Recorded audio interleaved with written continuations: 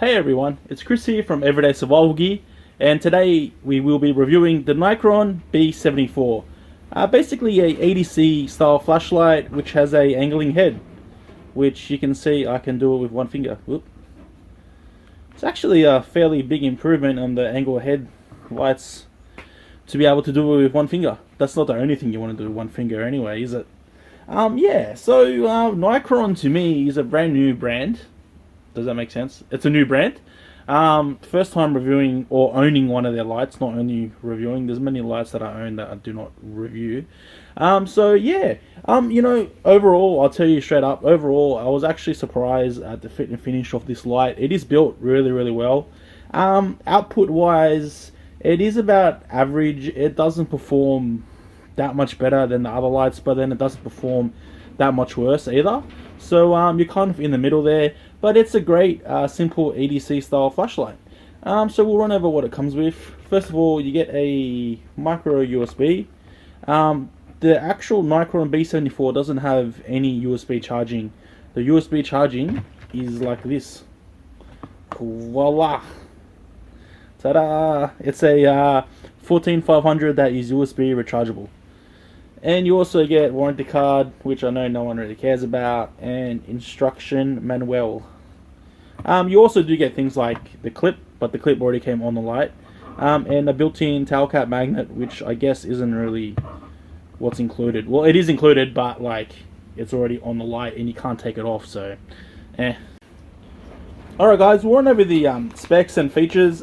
This should be a pretty quick review, as I always say, and then it takes 12.5 damn years. Insert a meme somewhere here. So basically, fashion, simple, patent, appearance, design, good, ouch, feeling, comfortable, sizes. I do not know where these guys get their English translations from, but it wasn't from Australia, I can tell you that much. So what they're trying to say is that it's a unique light. Maybe they got a patent on it. I don't think you can have a patent on it, but it is an angling or angle head flashlight, so you can angle the head with one finger too. So you can see I can turn it with one finger. Very easy there.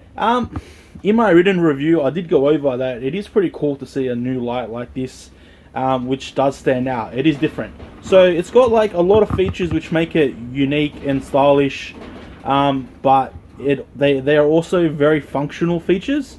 So the angling head, you can angle the head, which is a very functional feature, and you can angle it with one finger too. But like looking at things like this cutout here, this cutout is what helps you angle the head with one finger. So you got that little bit of extra grip. So just by simply going like that, I can angle the head. Whoops. It's got things like a hexagon towel cap style. So if you're wearing gloves, it makes it super easy. So even though I'm not wearing gloves, you can see it's still super easy to undo the towel cap.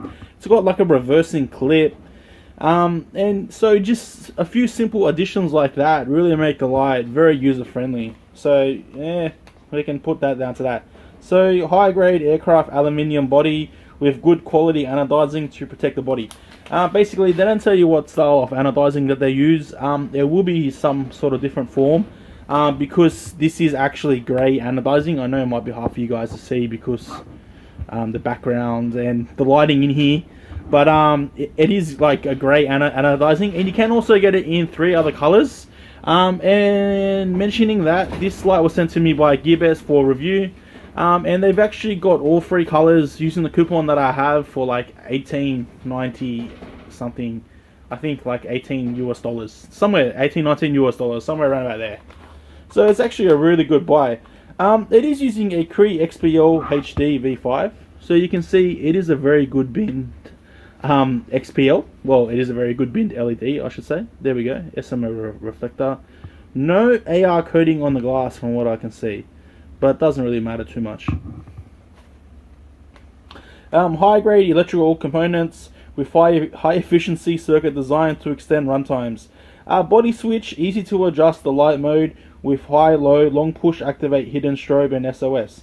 So this is what I love, and this is what I hate about this light. 2 points here. I love the fact it's only got 2 modes. It starts on high every single time with no memory mode. So you got your high mode, and then you got your low mode. and then go once again, and then it's off. So in that aspect, it's kind of like the Colaris MI7. And then if we go on, or from wherever, we long push, that should get us into strobe, and then SOS, and then we should just be able to just push it off, easy as. That's great. Like, I really like the simple UI. You know, I am a pretty simple person. But you know, kind of when you own a lot of lights, and sometimes when you have a EDC too, you know, you don't really want to be stuffing around with like 5,000 modes. You just want a light that goes on and then off. So having two simple modes does sound good to me, at least. And the bad point, well, not the bad point, but the downside to this is this switch, it is not flat, it is sticking out, but it does feel good. So if I show you guys, it's got a lot of grip, and it does have a good clicking sound. So it's got like very good tactile feedback, but then I don't like the fact, you know, that, let me just turn the clip, probably just scratched it.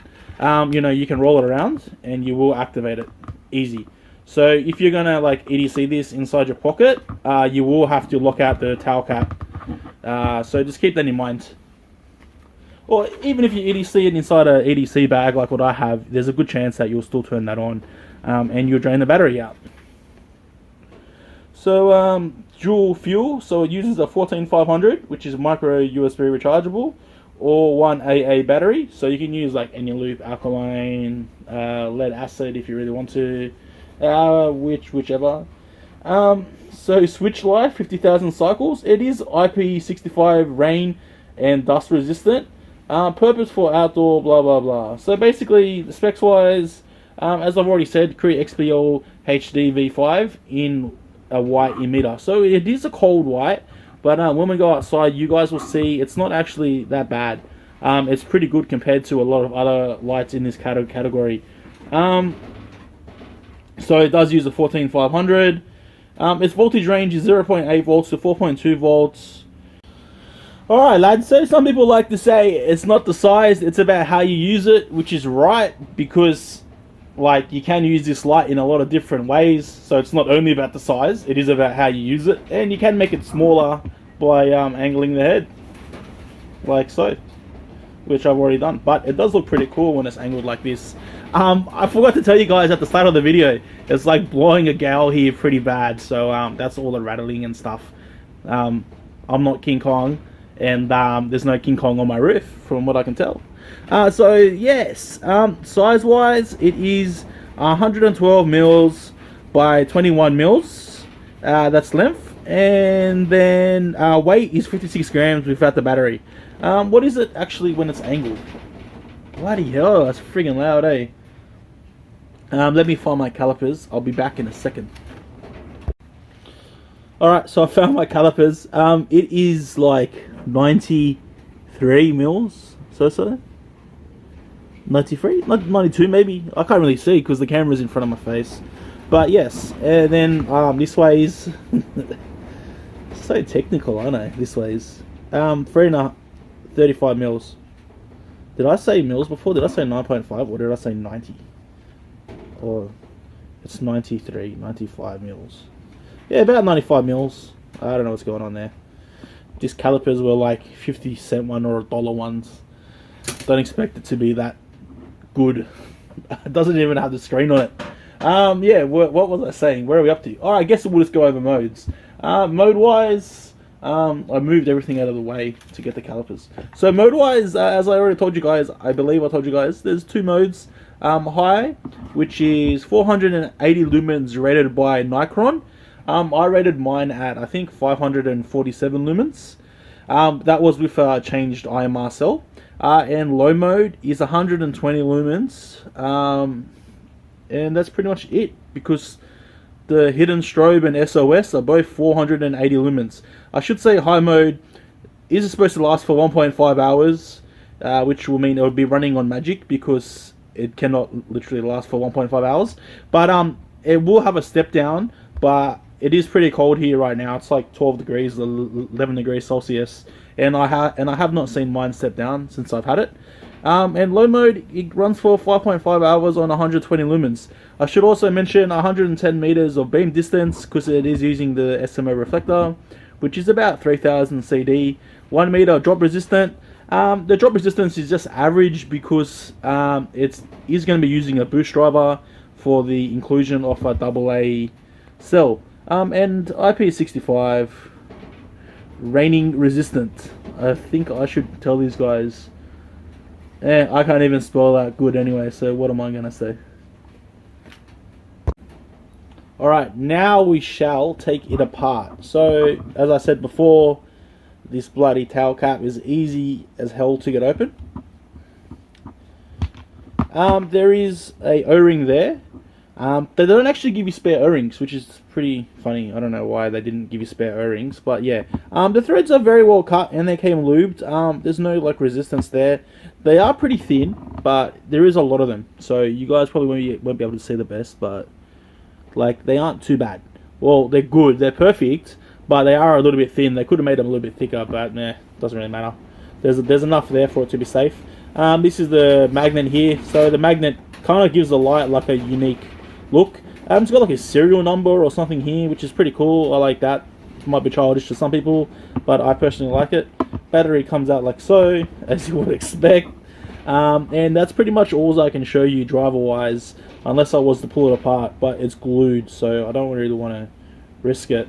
The problem with these angle headlights is it's not a problem unless you do it. If you were to disconnect these two parts, if it's not like one piece, when you try to angle it with one finger or one hand, it then becomes pretty hard.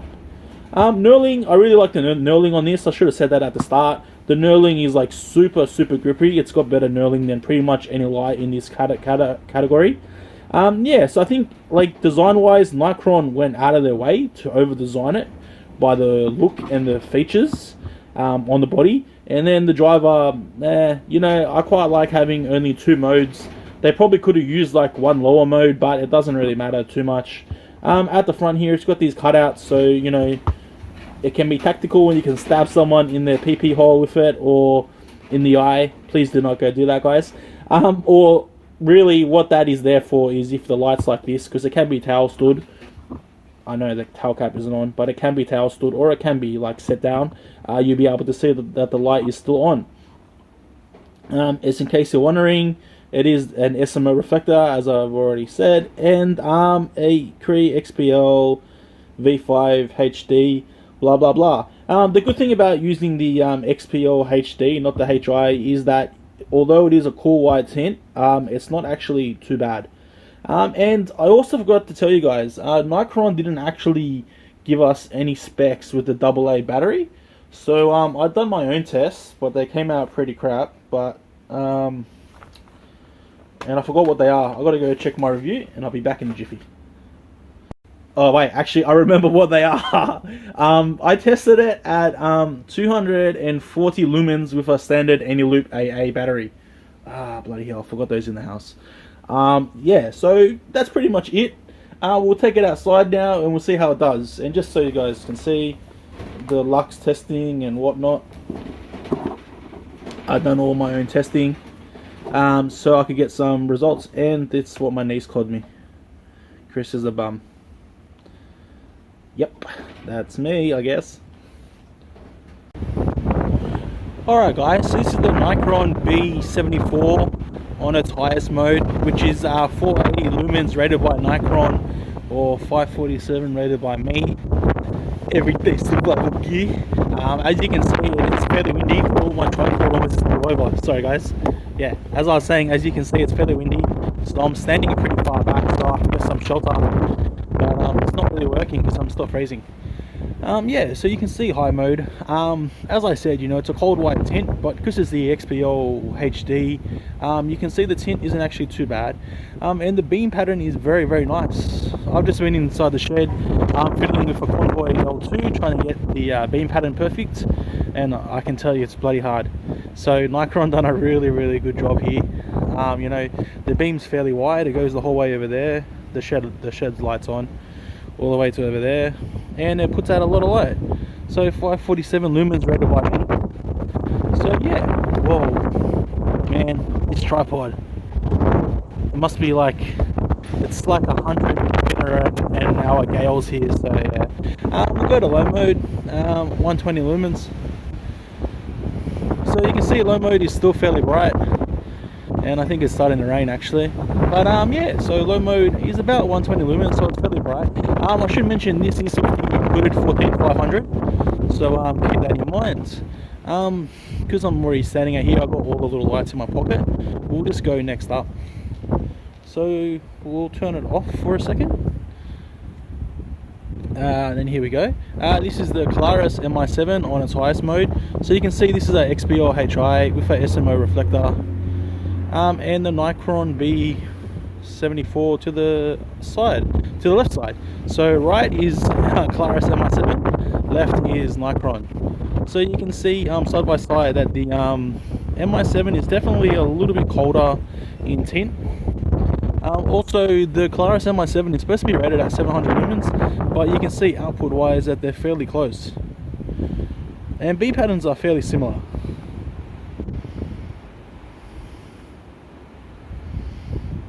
I'll leave the Nicron on, but we'll just cycle its modes. Next up, we'll have the JetBeam Jet MK2 on. So here we go. Is that highest mode? Oh, it's just stuck. 1, 2.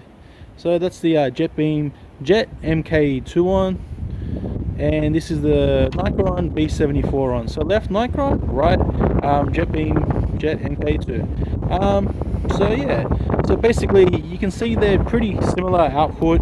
I think the MK is rated like 480 lumens. So the Nicron is rated exactly the same by Nicron, but you can see it is that little bit brighter.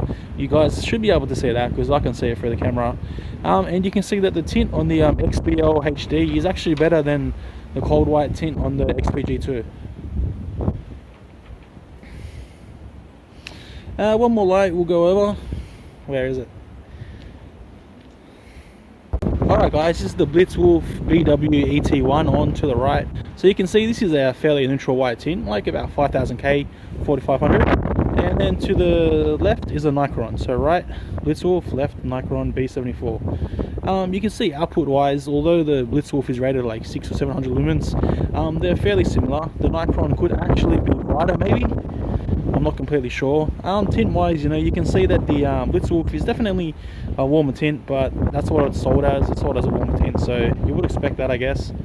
But the Nicron definitely holds its own. But as I was saying, you know, it's not really like standing out there. It's not really 1000 lumen light to stand out against the rest of the competitors. But then it's not really like a Starch only putting out 200-300 lumens. It actually puts out a lot of light compared to all the other lights in this class. I'm going to throw a NIM inside this and see how it does against these lights again. Alright guys, so this is the Nicron B74 with the NIM in it. So you can basically use any sort of like AA cell that you want. But this is just a Anyloop Pro. So you can see it does put out quite a lot of light. For some reason, I'm pretty sure I did say it in the review, but that was a few hours ago since I got it. Nicron, they don't give you like the specs for the standard AA cell with a NIM or alkaline. So I measured this one at about 240 lumens. The only issue is that my setup isn't actually built to measure lights down that low, so it's pretty close, but it might not be perfect. But you can see it does put out a lot of light with a standard battery. It's pretty handy option, you know. Just buy one of these, throw it in the car, and you know you got a nice little emergency light. You can still long click and get your strobe and SOS if that's what you need. So yeah, so that's high mode, and this is low mode. So you can see low mode, you can still see it working, although it's not the brightest. It's only probably about 70 or 80 lumens low mode with the NIM on the Nicron B74. So it's not bad. Next up, we'll probably put on the Polaris MI7, I guess, because that's what we started with the first time. Somewhere inside my pocket. Oh, my pockets are nice and warm. Interesting. Oh, it's not turning on. The head's loose. Ugh, bastard. Alright guys, so this is the Colaris MI7 and the Nicron B74. You know, when I first done this test the other night when I was checking for output, the Nicron B74 was actually a lot brighter than the MI7. But right now the MI7 actually looks a little bit brighter. But it's a bit hard to tell because of the beam pattern and the cold white tint on the MI7. Although I know the Nicron does have a cold white tint, it actually looks a lot warmer compared to the MI7, as you guys can see. But they're pretty close. It's not that much in it. That's the Nicron B74 and that's the Colaris MI7. So not too much difference. Next up we have the JetBeam Jet MK1. It's the MK1, not the MK2. I'll find this one. There we go. That should be on highest mode.